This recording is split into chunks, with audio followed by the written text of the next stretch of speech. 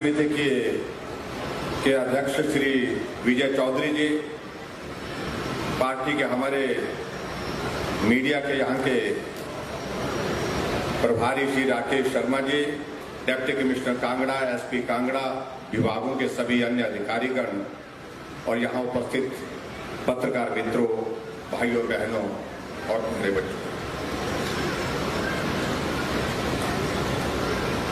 आज का ये दिन हमारे लिए बहुत महत्वपूर्ण है और महत्वपूर्ण इसलिए भी है कि समाज में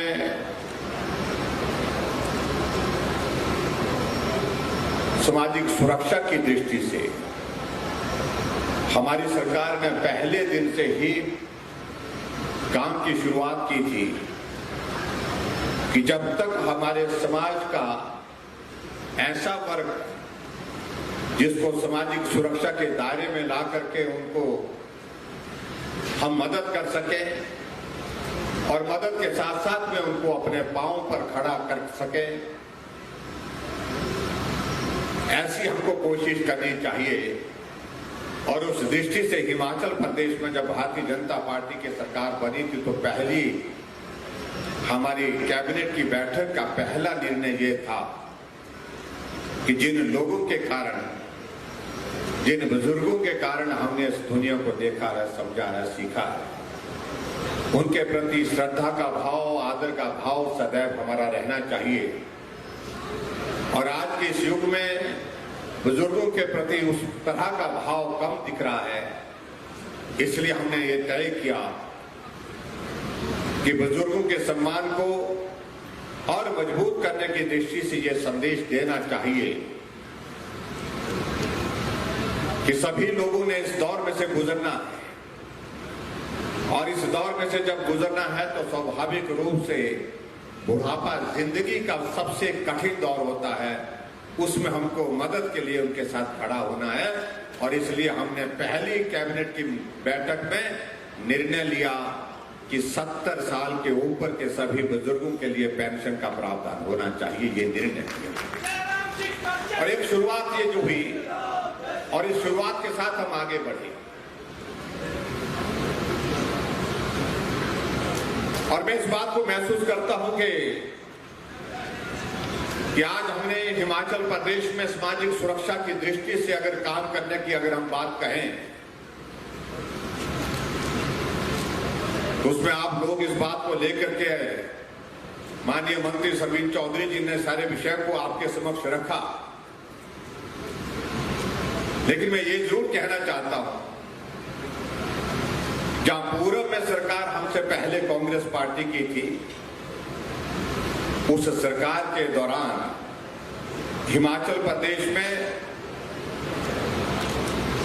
सामाजिक सुरक्षा पेंशन के ऊपर लगभग 400 करोड़ के लगभग खर्च किया जाता था। और आप इसका अंतर देखिए, वर्तमान में हमारी सरकार में हम 400 की जगह 1300 करोड़ रुपए खर्च कर रहे हैं। ये अंतर समझने और समझाने का।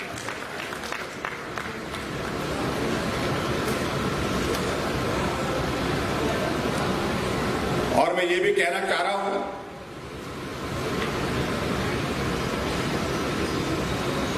कि हिमाचल प्रदेश में वर्तमान सरकार ने अपने इस कार्यकाल में 2,21,000 से ज्यादा लोगों को पेंशन स्वीकृत की है। और उसी तरह से मैं इस बात को भी मैं देख रहा हूं कि हमारी सरकार ने जब 4.25 साल का ये कार्यकाल पूरा किया और 4.25 साल के इस कार्यकाल में हिमाचल प्रदेश में सामाजिक सुरक्षा पेंशन पर हमने जो अभी तक जो राशि खर्च की है और वो राशि 3,052 करोड़ रुपए हिमाचल प्रदेश में अभी तक हम खर्च कर चुके हैं, जो हिमाचल प्रदेश के इतिहास में जब से अस्तित्व में हिमाचल प्रदेश आया उसमें ये एक ऐतिहासिक बढ़त है। ऐतिहासिक के साथ साथ में इतनी बढ़ोतरी कभी भी नहीं हुई।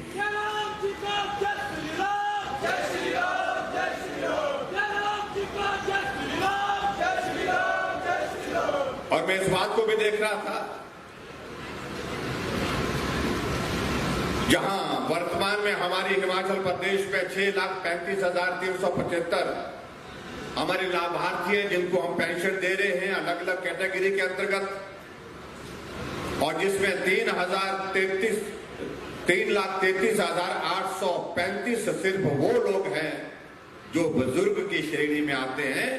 और आज के इस अवसर पर मैं अपने आप को सौभाग्यशाली मानता हूं, धन्य मानता हूं कि उन बुजुर्गों का आशीर्वाद लेने का हमको सौभाग्य प्राप्त हुआ। और हमने अब के इस बजट में एक निर्णय और किया, और वो बजट में निर्णय जो किया हमने वो ये किया कि 70 साल नहीं, अब 60 साल से ऊपर सभी बुजुर्गों के लिए आय सीमा में छूट देकर के पेंशन का हमने प्रावधान किया।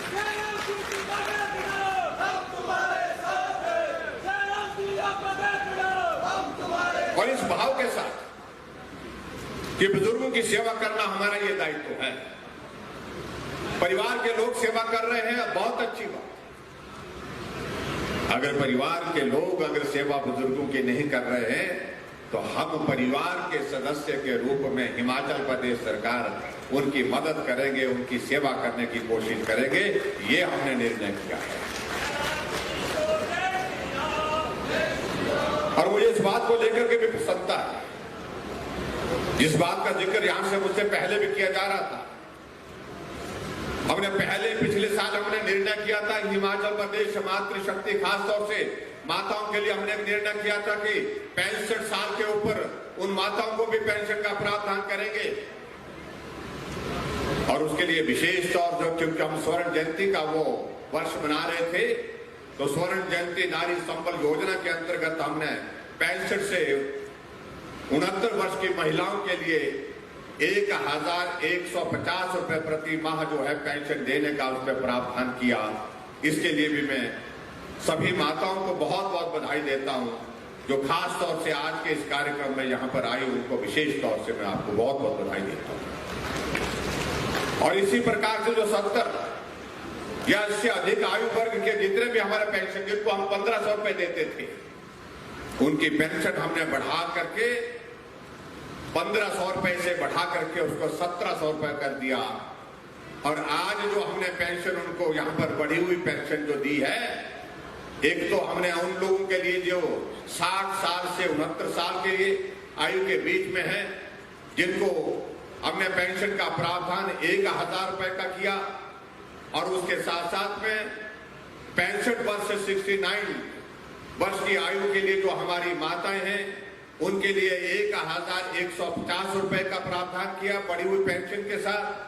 और उसी के साथ साथ में आगे बढ़कर के 70 साल से ऊपर के सभी बुजुर्गों के लिए पेंशन का प्रावधान 1,500 रुपए से बढ़ा करके 1,700 रुपए किया। और मैं यहां पर आज के इस कार्यक्रम में इस बात को भी देख रहा था, जब आपने यहां पेंशन के लिए जो नाम पुकारे, उससे पहले हमने जो बाकी लोग हैं जो आज के इस कार्यक्रम में इस कार्यक्रम में नहीं पहुंच पाए हैं, उनके खाते में हमने सीधे यहां से बटन दबा करके पेंशन डालने का निर्णय किया। और अभी तक हिमाचल प्रदेश में 6,35,375 कितने 6,35,375 लोगों के खाते में हमने हिमाचल प्रदेश में एक बटन दबाने पर 280 करोड़ रुपए सीधे उनके खाते में पहुंचा दिए। 3 महीने की पेंशन का प्रावधान एक साथ हमने उनको देने का ये निर्णय किया।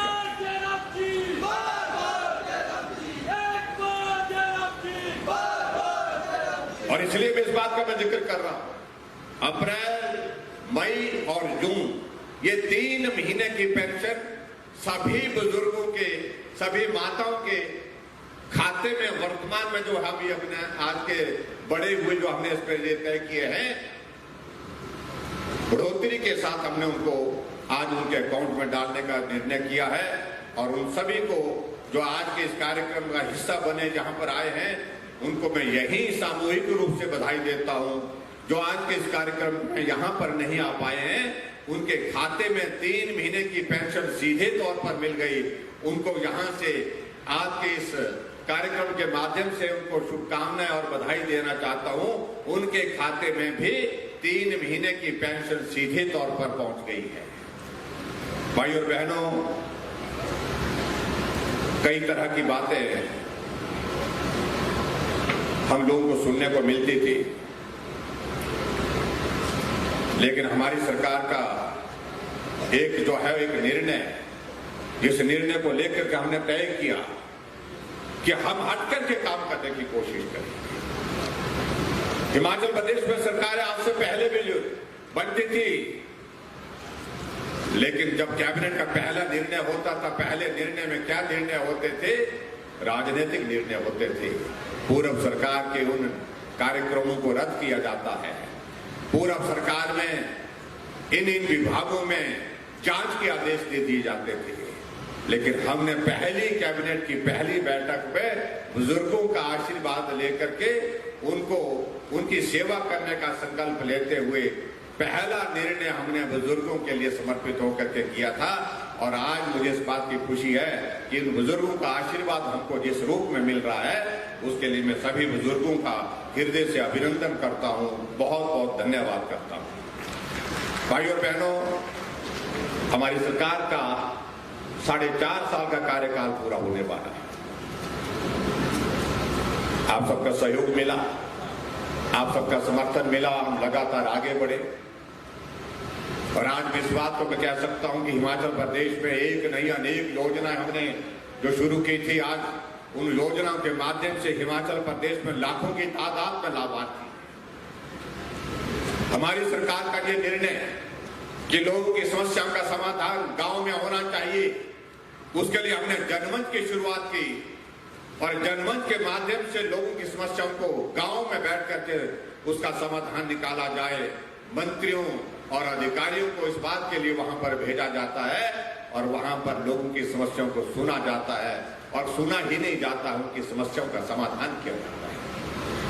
हमने इस बात का भी निर्णय किया कि हमारे गरीब लोगों के लिए इलाज की व्यवस्था होनी चाहिए। आदरणीय प्रधानमंत्री जी ने आयुष्मान भारत के अंतर्गत पूरे देश भर में गरीब लोगों का इलाज मुफ्त में हो, 5 लाख रुपए तक का हेल्थ कवर उनको मिले। इसलिए प्रधानमंत्री जी ने विशेष तौर से एक शुरुआत की आयुष्मान भारत की, और आयुष्मान भारत के अंतर्गत मुझे इस बात की प्रसन्नता है कि हिमाचल प्रदेश में भी 1,36,000 गरीब लोगों का उसका लाभ मिला। हिमाचल प्रदेश में आयुष्मान भारत के अंतर्गत लगभग 20 लाख लोगों का उसका लाभ मिला, हेल्थ कवर मिला।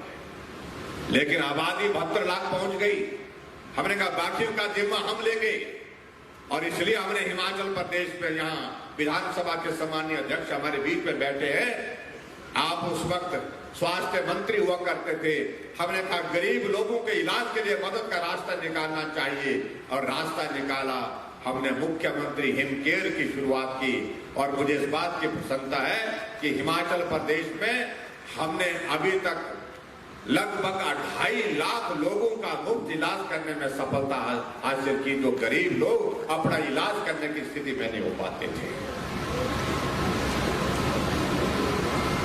और लगभग 230 करोड़ के लगभग हम हिमाचल प्रदेश में उस पर हम खर्च करने की स्थिति में हो गए। इससे आगे बढ़कर के और निर्णय लिया।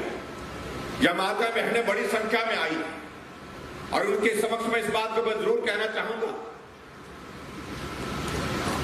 तरक्की होती गई, विकास होता गया, सुविधाएं बढ़ती गई, लेकिन गांव में गरीब आदमी के घर में गैस का चूल्हा उसके बावजूद भी नहीं पहुंच पाया था। आदरणीय प्रधानमंत्री नरेंद्र भाई मोदी जी ने पूरे देश के लिए उज्ज्वला योजना की शुरुआत की। 1,36,000 गैस के कनेक्शन उनके आशीर्वाद से हमको हिमाचल प्रदेश में प्राप्त हुए। लेकिन बहुत सारे लोग उसके बावजूद भी जो छूट रहे थे, हमने तय किया कोई नहीं छूटना चाहिए, और इसलिए निर्णय किया हमने हिमाचल प्रदेश में कि सभी को गैस का चूल्हा देंगे। हमने अभी तक हिमाचल प्रदेश में 3,25,000 माताओं बहनों के घरों में रसोई में गैस का चूल्हा पहुंचाने में सफलता हासिल की। हर घर में गैस का चूल्हा, कोई भी घर हिमाचल प्रदेश में ऐसा नहीं जहां पर गैस का चूल्हा नहीं है। आगे बढ़कर के हमने और भी काम करने की कोशिश की। हमने कहा गरीब आदमी के लिए मदद करनी चाहिए। कुछ लोग ऐसे बीमार हो जाते हैं, ऐसी बीमारी के शिकार हो जाते हैं जो फिर चल नहीं पाते हैं, अपना काम भी खुद नहीं कर पाते हैं, बिस्तर पर उनको लेटे रहना पड़ता है। ऐसे लोगों के लिए इलाज के लिए हमने कहा, इलाज के लिए भी, उनके परिवार में रोटी के लिए भी कई बार ऐसी स्थिति आ जाती है, संकट बड़ा हो जाता है। इसलिए हमने एक और योजना शुरू की जिसका नाम मुख्यमंत्री सहारा योजना रखा। और ऐसे जितने भी लोग, चाहे वो कैंसर के पीड़ित हैं, किडनी के पीड़ित हैं, चाहे वो पैरालिसिस के पेशेंट हैं, चाहे वो ब्रेन हेमरेज के कारण, चाहे एक्सीडेंट के कारण बिस्तर पर पड़े हैं, उन सभी लोगों के खाते में 3,000 रुपए हम अकाउंट में डाल रहे हैं। 18,000 से ज्यादा लोग जो है हिमाचल प्रदेश में इस योजना का, सहारा योजना का लाभ ले। और इससे आगे बढ़कर के हमने और प्रयत्न किया है। हमने कहा बेटी के लिए जीवन में एक बहुत बड़ा बदलाव आता है उनके जीवन में, जब अपना परिवार का, अपने माँ बाप का घर छोड़ करके दूसरे परिवार में जाती है। और गरीब परिवार की बेटी के लिए तो और भी ज्यादा वो बहुत मुश्किल का एक दौर होता है। और ऐसी परिस्थिति में हमने कहा कि जो गरीब परिवार की बेटी है उसके लिए मदद करनी चाहिए। हमने हिमाचल प्रदेश में तय किया, जिस दिन बीपीएल परिवार की उस बेटी की शादी होगी, हम सरकार की ओर से एक विशेष योजना की शुरुआत करने के साथ उसकी मदद करेंगे। और हमने योजना शुरू की, मुख्यमंत्री शगुन योजना। उस योजना के अंतर्गत हमने हिमाचल प्रदेश में यह तय किया कि जिस दिन उस बेटी की शादी होगी, उसके खाते में 31,000 रुपए हम शगुन के रूप में सरकार की ओर से डालेंगे। एक नई शुरुआत हमने हिमाचल प्रदेश में। हमारी बहुत सारी माताएं बहनें यहाँ पर बैठी है। सेल्फ हेल्प ग्रुप में माताओं बहनों को अपना काम शुरू करने के लिए कठिनाई आती थी, और उस कठिनाई को दूर करने के लिए हमने प्रयत्न किया कि घर में बैठ करके रोजगार का माध्यम माताओं बहनों के पास हो सके। इसलिए हमने रिवॉल्विंग फंड दे करके 25,000 रुपए रिवॉल्विंग फंड का प्रावधान इस बजट के अंतर्गत किया, ताकि महिलाएं अपने घर में जो है सेल्फ हेल्प ग्रुप के माध्यम से अपना काम शुरू कर सके और अपना परिवार का पालन पोषण करने की स्थिति हो जाए। और यहां तक आगे बढ़कर के उनको लोन भी अगर लेना है तो उसके लिए भी पूरे प्रदेश भर में हमने एक नियम तय किया कि 4% पर उनको लोन मिलेगा। ये भी हमने माताओं बहनों के लिए तय किया। और मुझे इस बात की खुशी है कि बड़ी संख्या में माताएं बहनें आजकल सेल्फ हेल्प ग्रुप के माध्यम से काम करने की कोशिश कर रही हैं, प्रोडक्ट बना करके तैयार कर रही हैं, और उनकी मार्केटिंग के लिए हम हिमाचल प्रदेश सरकार की ओर से प्रयत्न कर रहे हैं, प्रयास कर रहे हैं, उसका बेहतर दाम मिले, अच्छी उनको उससे आय हो सके, इसके लिए हमने प्रयत्न किया है। एक और योजना की हमने शुरुआत हिमाचल प्रदेश की, जिसका नाम हमने मुख्यमंत्री स्वावलंबन योजना।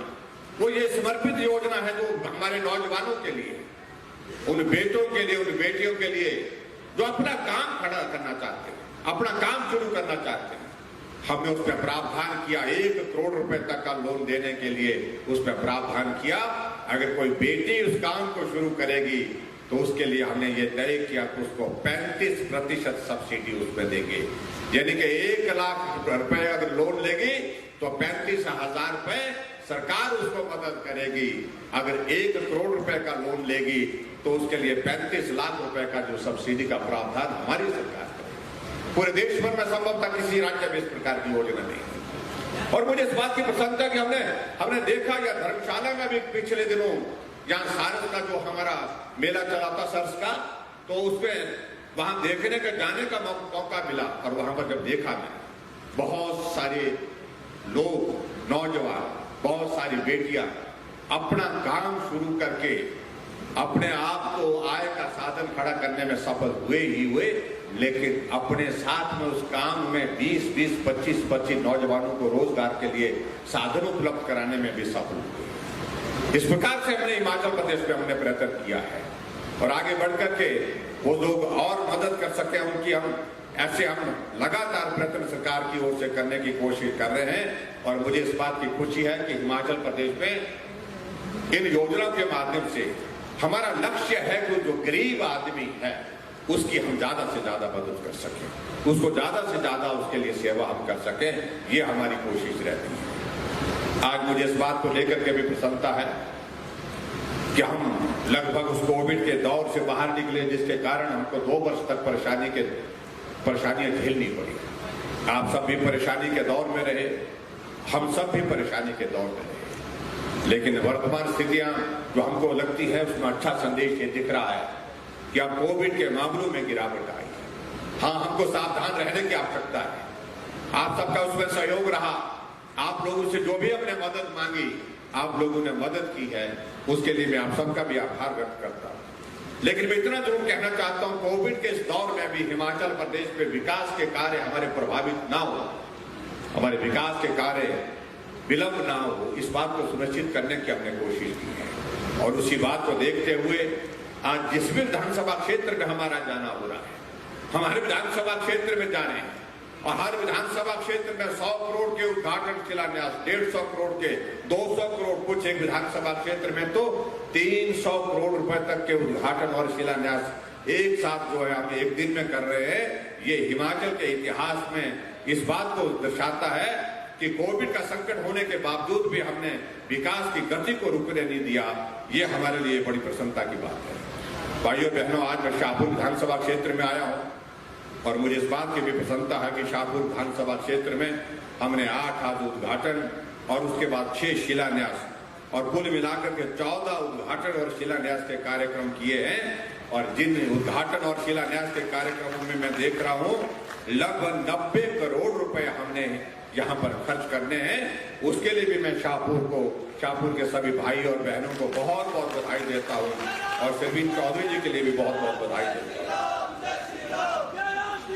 और ये विधानसभा क्षेत्र लगातार विकास की राह पर आगे बढ़ रहा है, हर क्षेत्र में काम हो रहा है। आज जहां हमने यहां पर आने के पश्चात विभिन्न योजनाओं की शुरुआत की और उसमें मैं देख रहा था जो खास तौर से जो उद्घाटन में जहां हमने आज उद्घाटन किए, इसमें बस अड्डे का, आपके शाहपुर के बस अड्डे का उद्घाटन हुआ और उसके साथ साथ में आपकी ITI शाहपुर के जो हमारा उसका भी 1 करोड़ 80 लाख की लागत से उसका उद्घाटन हुआ। रजोल में हमारे 33 kV सब स्टेशन का 2,20,000 की लागत से उसका भी उद्घाटन हुआ। और उसी तरह से एक हमारा चंबी बनाला खास वो सड़क के जो उसको अपग्रेडेशन के लिए 4 करोड़ 85 लाख की लागत से उसका भी उद्घाटन हुआ। इस प्रकार से अगर मैं नाम लूं तो बहुत सारी योजनाएं हैं। और लोक निर्माण मंडल शाहपुर में अधिशासी अभियंता कार्यालय का भी शुभारंभ आज हुआ, जो खास तौर से जिसके लिए मैं आप सबको बहुत बहुत बधाई देता हूँ। आपका अपना PWD का डिवीजन हुआ और लोक निर्माण का हमारा सब डिवीजन जो है दरीनी में, उसका भी आज जो है शुभारंभ किया गया। उसके लिए भी मैं आप सबको बहुत बहुत बधाई देता हूँ। सूरी में जो है 33 kV 132 kV 33/132 kV sub station का आज उद्घाटन हुआ 55 करोड़ की लागत से। उसके लिए भी मैं आप सबको बहुत बहुत बधाई देता हूँ। और इसके अतिरिक्त हमने कुछ श्रेणी यहाँ पर जो है शिलान्यास भी किए, उन सबके लिए भी मैं बहुत बहुत बधाई देता हूँ। आपके इस क्षेत्र में पेयजल योजनाओं पर हम 101 करोड़ रुपए से ज्यादा खर्च कर रहे हैं और मुझे लगता है कि शायद शाहपुर विधानसभा क्षेत्र के इतिहास में पेयजल के काम में, पेयजल के इस महकमे में, खासतौर से जल शक्ति महकमे में आज से पहले इतनी राशि कभी भी खर्च नहीं हुई है। लेकिन फिर भी उसके बावजूद भी मैं इस बात से सहमत हूँ, हमको और भी आगे बढ़कर के काम करना है, उसके लिए हम सब लोग काम करेंगे। और आज के इस कार्यक्रम में मैं इतना जरूर कहना चाहता हूँ भाइयों और बहनों कि 4.5 वर्ष का कार्यकाल हमारा पूरा हो रहा है और स्वाभाविक रूप से कोविड के संकट के बावजूद भी हमने हिमाचल प्रदेश में इन 4.5 साल के कार्यकाल में बेहतरीन काम करने की कोशिश की। आदमी का जीवन बचाया जा सके, हर आदमी को वैक्सीन लगनी बहुत जरूरी, और वैक्सीन के उस अभियान को हमने बहुत तेजी से आगे बढ़ाया। आप सबके आशीर्वाद से, आप सबके सहयोग से और सभी स्वास्थ्य कर्मियों, चाहे डॉक्टर है, पैरामेडिकल स्टाफ है, खासतौर से जिसमें आंगनबाड़ी वर्कर, आशा वर्कर का बहुत बड़ा योगदान रहा। हमने पहली डोज में भी जो वैक्सीन की डोज लगी उसमें भी पूरे देश भर में पहला स्थान हासिल किया और दूसरी डोज में भी पहला स्थान हासिल किया। ये आप सबके सहयोग से संभव होगा। और इसलिए आपने इस बात को भी देखा होगा, चाहे वो आशा वर्कर की बात है, चाहे आशा वर्कर के अलावा आंगनबाड़ी वर्कर की बात है, आज तक के इतिहास में सबसे ज्यादा अगर बढ़ोतरी आंगनबाड़ी वर्कर को हुई है, 1700 रुपए महीने की बढ़ोतरी हुई है, तो हिमाचल प्रदेश में वर्तमान सरकार के इस कार्यकाल में हुई है। और ये मैं आपके बीच में कहना चाहता हूं, आशा वर्कर के लिए इस बजट में हमने 1825 रुपए की बढ़ोतरी सीधे की। एक दिहाड़ीदार के लिए हमने हिमाचल प्रदेश में सीधे 50 रुपए की बढ़ोतरी इस बजट में की है। और ये भी मैं कहना चाहता हूं कि हिमाचल प्रदेश के इतिहास में दिहाड़ीदारों के लिए सबसे ज्यादा अगर बढ़ोतरी हुई है तो वर्तमान में हमारी सरकार के 4.5 साल के कार्यकाल में हुई है। इतनी बढ़ोतरी कभी भी किसी सरकार के दौरान नहीं हुई है। 50 रुपए दिहाड़ी का अभिप्राय है कि एक महीने में उस मजदूर की आय जो है 1500 रुपए बढ़ी है। इससे आप अंदाजा लगा सकते हैं। चाहे वो हमारा पंचायत का चौकीदार है, चाहे हमारे रेवेन्यू में लगा हुआ चौकीदार है, चाहे हमारे रेवेन्यू के हमारे नंबरदार हैं, चाहे हमारे वाटर कैरियर हैं, चाहे हमारे खिचड़ी बनाने वाले हैं, चाहे उसके अलावा हमारे मिनी आंगनबाड़ी वर्कर हैं, चाहे हमारे जो है आंगनबाड़ी वर्कर के साथ जो है हमारी आंगनबाड़ी सहायिका है, सबके लिए जहां जितनी मदद हो सकती थी सबको हमने 900 रुपए की बढ़ोतरी उस पर करने की कोशिश की। हालांकि अगर ये संकट नहीं होता, अगर ये कोविड का संकट नहीं आया होता तो शायद बढ़ोतरी इससे भी और ज्यादा होती। लेकिन ऐसे संकट में जो हम कर सकते थे हमने वो करने की कोशिश की। इसलिए भाई और बहनों, बहुत लंबी बात नहीं कहता हूं मैं। आज के इस कार्यक्रम में जब डॉक्टर यशवंत सिंह परमार जी की भी आज पुण्यतिथि है, जिन्होंने हिमाचल का निर्माण किया और हिमाचल प्रदेश अस्तित्व में आया, और उस वक्त से आज तक हिमाचल प्रदेश ने जो सफर पूरा किया है, उस सफर के सहयोगी आप सब लोग रहे। आप सबका भी उसमें बहुत बड़ा योगदान रहा है। मैं आज के इस अवसर पर विशेष तौर से जो सामाजिक सुरक्षा के लिए, चाहे हमारे बुजुर्ग माताएं बहनें हैं, और चाहे हमारे वो बहनें हैं जो अपनी छोटी आयु में अपने पति का साथ उनका छूट गया, विधवा हो गई, उनको पेंशन देने की बात है, चाहे ऐसे हमारे भाई और बहनें जिनको विशेष तौर से किसी कारण से अपने शरीर का अंग खोना पड़ा, कहीं दुर्घटना के शिकार हो गए, या कोई बचपन से ऐसी जो है वो कभी छूट गई जिसके कारण जो है वो पूरी तरह से शारीरिक रूप से सक्षम नहीं हो पाए, उन सब लोगों के लिए पेंशन का जो हमने प्रावधान किया है, उस प्रावधान के चलते आज हमने हिमाचल प्रदेश के इतिहास में एक निर्णय जो किया कि एक साथ हमने आज यहाँ से 6,35,375 लाभार्थी जो हैं उनके खाते में 280 करोड़ रुपए आपके सामने यहाँ से उनके अकाउंट में डाले हैं। उन सभी को मैं बहुत बहुत बधाई देता हूँ, बहुत बहुत शुभकामनाएं देता हूँ।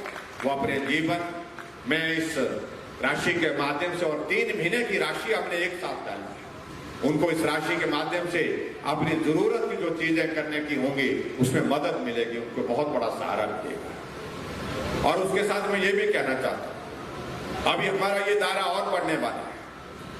लगभग हमारा ये पेंशन का दायरा लगभग 7.5 लाख तक जाने वाला है। तो 60 साल से ऊपर के पेंशन के इसमें जो हमने अब जोड़ने का जो निर्णय किया है, उसमें लगभग 1 लाख के करीब और लाभार्थी हिमाचल प्रदेश में और शामिल होने वाले हैं। और उनके लिए भी मेरा सभी जो पंचायत के चुने वो प्रतिनिधि हैं, उनसे भी इस बात के लिए आग्रह है, और गांव के सभी हमारे प्रबुद्ध नागरिक हैं, उन सब लोगों को पेंशन का फॉर्म भरने में, उनको गाइड करने में आप मदद करें, ताकि वो जल्दी से जल्दी अपना फॉर्म सबमिट कर सके, ताकि वो पात्र व्यक्ति जल्दी ही इस पेंशन के हकदार बन सके, पेंशन का लाभ ले सके। ये मैं आप सबसे निवेदन करना चाहता हूं, विशेष तौर से आज के इस कार्यक्रम में। मैं एक बार फिर से आप सबका बहुत धन्यवाद करता हूं। और जहां आज हिमाचल को हमारे अस्तित्व में आए हुए हमने इस बात जो है हिमाचल दिवस के अवसर पर कहा था कि 75वां 75th हमारा हिमाचल दिवस अब की बार मनाया गया। आज हमने यहाँ पर 75 ऐसे बुजुर्गों को हमने पेंशन अपने हाथों से दी जो उसके पात्र थे, और उन सबको मैं बधाई देता हूँ। और उसी तरह से पूरे देश भर में भी आजादी का अमृत महोत्सव चल रहा है, जहां आजादी के भी 75 साल हुए और हिमाचल के भी 75 साल हुए। इस अवसर में सभी को बहुत बहुत जहां बधाई देता हूं। और हमने तय किया है कि इन 75 वर्षों में जहां हिमाचल प्रदेश प्रगति की राह पर अगर आगे बढ़ा है तो उसमें और तेजी लाई जाए और उसमें और गति लाई जाए। और मुझे इस बात को लेकर के प्रसन्नता है, देश के यशस्वी प्रधानमंत्री नरेंद्र भाई मोदी जी का आशीर्वाद हमेशा हिमाचल प्रदेश के लिए मिलता रहा। और अभी मैं इस बात को मैं जरूर कहना चाहता हूं, जो डबल इंजन की हम सरकार का जिक्र करते हैं, डबल इंजन की सरकार का मतलब केंद्र और हिमाचल की सरकारें दोनों कदम से कदम मिलाकर के आगे बढ़े और आगे बढ़कर के हम विकास के नए आयाम स्थापित करें। और उस दृष्टि से केंद्र से खुला सहयोग हमको हिमाचल प्रदेश को मिल रहा है। और विशेष तौर से मैं इस बात का मैं जिक्र करना चाहूंगा कि हिमाचल प्रदेश को विशेष आर्थिक मदद जो हमको हिमाचल प्रदेश को प्राप्त हुई है आदरणीय नरेंद्र भाई मोदी जी के आशीर्वाद से। इस वर्ष में पहले 200 करोड़ रुपए मिला स्पेशल असिस्टेंस का, फिर 200 करोड़ रुपए और मिला, और ऐसा करते करते अभी हमको कुल मिलाकर के 800 करोड़ रुपए आदरणीय प्रधानमंत्री जी के आशीर्वाद से हिमाचल प्रदेश के विकास को मिला है, जिसके लिए मैं हिमाचल प्रदेश के सभी जनता की ओर से आदरणीय प्रधानमंत्री जी का अभिनंदन करता हूं, बहुत बहुत धन्यवाद करता हूं। भाई और बहनों, यहाँ विकास की दृष्टि से बहुत सारी चीजें हुई हैं, लेकिन उसके बावजूद भी यहाँ सबिन चौधरी जी ने 2-3 चीजों का जिक्र किया है। उसमें मैं ये 3 स्कूलों का जिक्र किया है। एक स्कूल कहा गया है, ये प्राइमरी स्कूल धारकड़ा है, द्राड़ का, इसको अपग्रेड करके इसको मिडिल स्कूल करने की जो बात कही गई है, तो मैं इस स्कूल को मिडिल स्कूल करने की यहां पर घोषणा करता हूं। और उसी तरह से एक और स्कूल है जो हाई स्कूल है, जिसका नाम है हाई स्कूल प्री, इसको भी दर्जा बढ़ाने के लिए बात कही गई है, तो इसका दर्जा बढ़ा करके मैं इसको सीनियर सेकेंडरी स्कूल करने की भी यहाँ पर और उसके साथ साथ में और चीजों को लेकर के 2-3 चीजों का आग्रह आया है। एक तो बीबीए और बीसीए के लिए जो क्लासेस यहाँ पर गवर्नमेंट कॉलेज शाहपुर में यहाँ पर शुरू करने की बात कही है, ये सेल्फ फाइनेंसिंग में हमने तय किया है, सेल्फ फाइनेंसिंग में ये हो जाएंगी।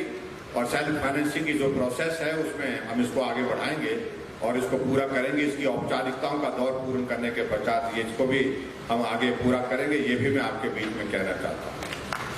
और उसी तरह से एक यहाँ पर सीनियर सेकेंडरी स्कूल क्या नाम है, घरो है, यहाँ पर कॉमर्स की क्लासेस करने की शुरुआत करने की बात कही गई है। और उसी के साथ साथ में 2 सीनियर सेकेंडरी स्कूल बताए गए हैं, एक सीनियर सेकेंडरी स्कूल बो और एक सीनियर सेकेंडरी स्कूल रजोल, जहां साइंस की क्लासेस शुरू करने की बात कही है। तो मैं घरों में कॉमर्स की और जो बो और रजोल में साइंस की क्लासेस शुरू करने की भी यहाँ पर घोषणा करता हूँ, ताकि ये बच्चों को पढ़ाई करने के लिए एक सुविधा मिले। एक और बात जो कही गई है, और वो बात कही गई है कि यहाँ पर शाहपुर में डीएसपी का ऑफिस खोलने के लिए, इसके लिए जो है वो मैंने डिपार्टमेंट को कहा है इसको एग्जामिन कर लें, इसको प्रोसेस कर लें।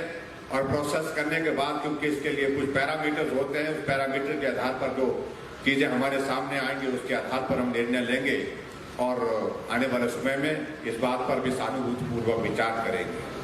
एक और बात यहाँ पर कही है, जो शाहपुर में फायर ब्रिगेड नहीं है, ये बताया गया कि फायर ब्रिगेड यहाँ पर नहीं है।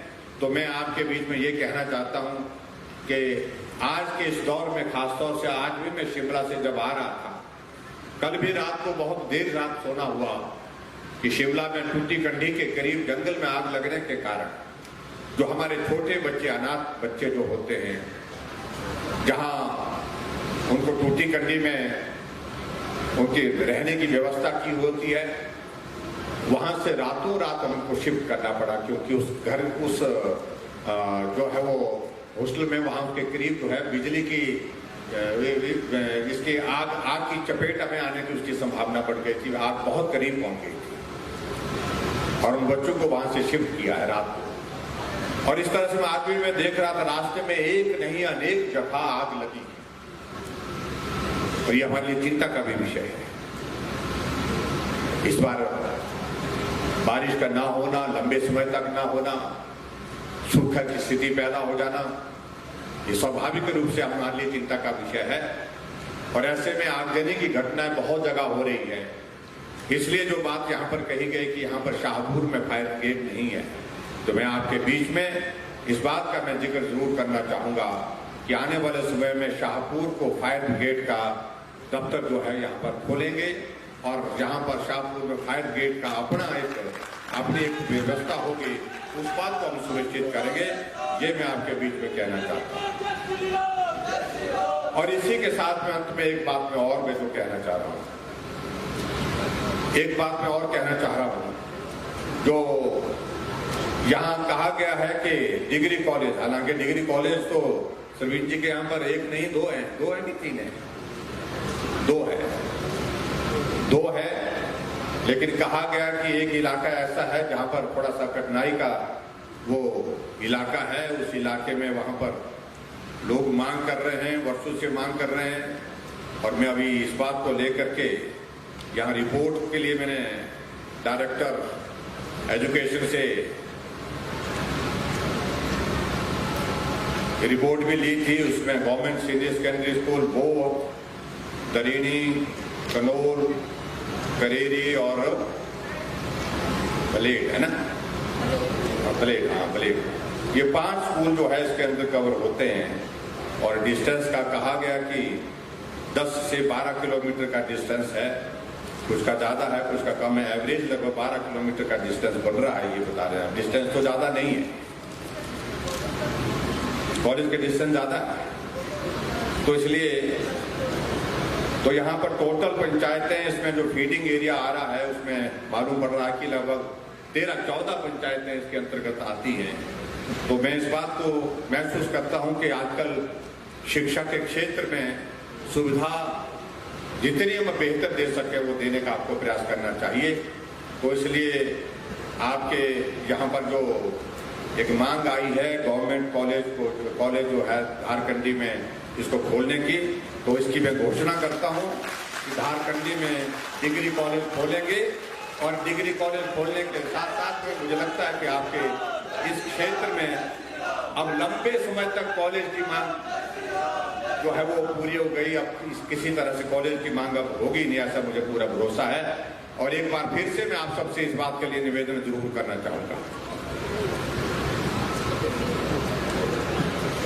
एक बिल्डिंग जो है पॉलीक्लिनिक यहाँ पर शाहपुर में जो है जिसका एस्टिमेट बन करके तैयार हुआ है एनिमल हस्बेंड्री डिपार्टमेंट की ओर से, ये हमारी बातचीत हुई है और इसको आने वाले समय में भी इसको भी बना करके हम तैयार करेंगे। मुझे लगता है कि पूरा ये भी हो जाएगा।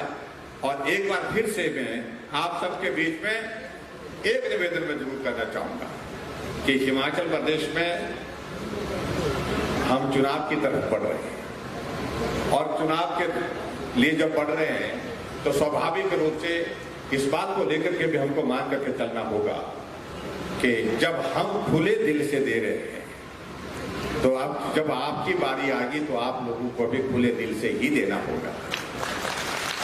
कुछ लोगों ने ताली नहीं बजाई तो देख रहे हैं ऐसे लोग, मैं बहुत बहुत धन्यवाद करता हूं। हिमाचल प्रदेश में सरकार भाजपा की बनेगी, निश्चित रूप से बनेगी, मैं कहना चाहता हूं। कुछ लोग कई तरह की बातें करते थे कि यहां से रिवाज बना हुआ है, 5 साल एक पार्टी की, 5 साल के बाद दूसरी पार्टी की। ये रिवाज टूट गया है।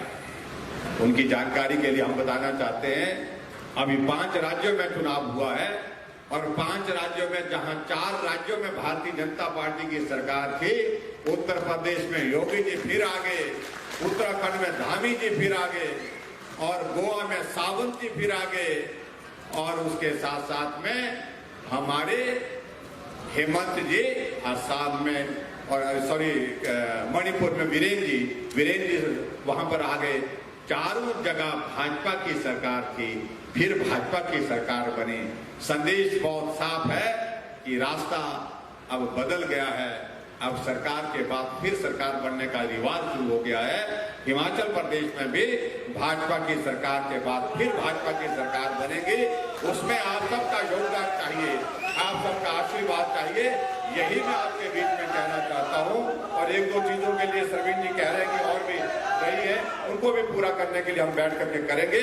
आप सब आज के इस कार्यक्रम में आए, आप सबका बहुत बहुत धन्यवाद, बहुत बहुत धन्यवाद। नमस्कार।